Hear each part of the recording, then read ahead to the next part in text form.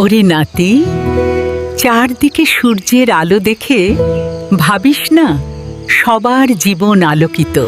অনেকের জীবন এই ভরা দুপুরেও অন্ধকারের চাদরে ঢাকা থাকে রে সোনা। সেই অন্ধকার দূর করতে গেলে আগে নিজের অন্তরের প্রদীপটা জ্বালাতে হয়।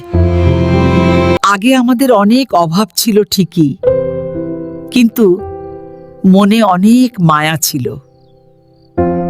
এক হারিকেনের আলোতে পুরো পরিবার বসে কত গল্প আর হাসি তামাশা করতাম। সেই মায়া আর টান এখনকার এই বড় বড় ঝাড়বাতির নিচেও খুঁজে পাবি না। এখন মানুষের ঘরে ঘরে বিজলিবাতি জ্বললেও মনের অন্ধকার দূর হয় নাই। সবাই আজ নিজেকে নিয়ে ব্যস্ত, কেউ কারো খবর নেওয়ার সময় পায় না। যারে তুই সব দিয়ে আপন ভাববি, দেখবি সেই তোরে মাঝপথে ফেলে যাবে। মানুষের দেওয়া যন্ত্রণার চেয়েও প্রিয় মানুষের অবহেলা অনেক বেশি বিষাক্ত।